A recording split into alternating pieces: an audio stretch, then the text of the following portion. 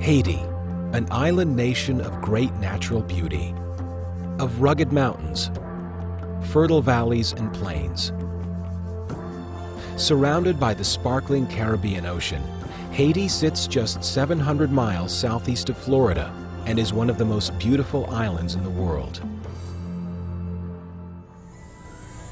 But in the midst of this natural beauty is an ugly reality. Haiti is the poorest nation in the Western Hemisphere, with 80% of its 9 million people barely surviving below the poverty line. 40% of its population is under the age of 15. Most are without education or medical care, and destined to a life of illiteracy and despair. But Haiti was not always this way. First discovered by Christopher Columbus in 1492, it became the first Spanish colony in the Western Hemisphere, and because of its fertile tropical land, at one time produced more wealth for Europe than all of the 13 American colonies combined. As part of the settlement of the French and Spanish War in Europe, the western third of the island was ceded to France in 1697. When the island's original inhabitants, the Taino Amerindians, died from harsh treatment and disease, the French brought slaves from West Africa to work the plantations. Ripped from their homes, they traveled only with what was in their heart and what was in their head. That was the voodoo religion. In 1791, the black slaves began to revolt against their French masters, burnt the plantations, and hid in the nearby mountains. They relied on voodoo for strength and unity. In 1804, France abandoned the island, and Haiti became the first black republic. But with their freedom came troubled times. The story of any nation is the story of its people.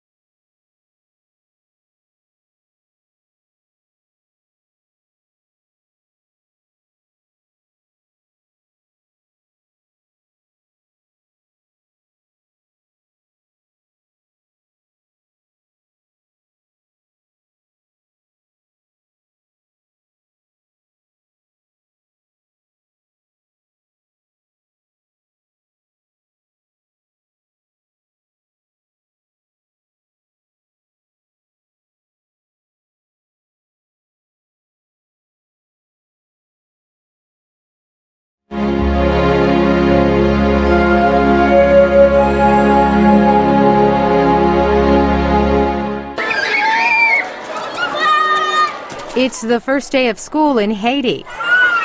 Adding to the normal chaos, the president is here, handing out free UNICEF backpacks.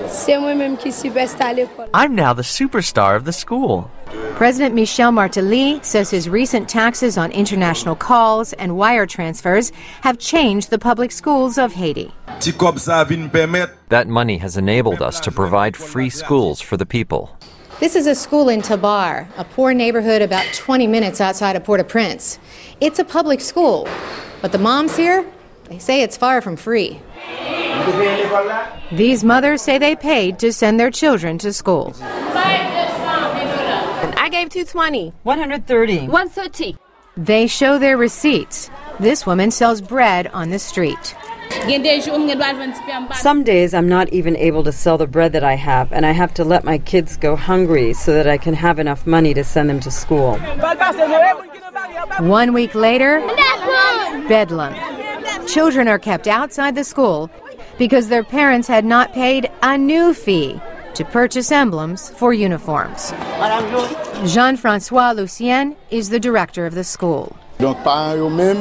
We asked for children to have an emblem on their clothing to differentiate them from students of other schools. So the parents are being stubborn and they are refusing to put the emblem on their children's clothing. The fee is less than $1.50 US, but still a hardship for the average Haitian, who makes just $2 a day. A lot of time you can't sell anything.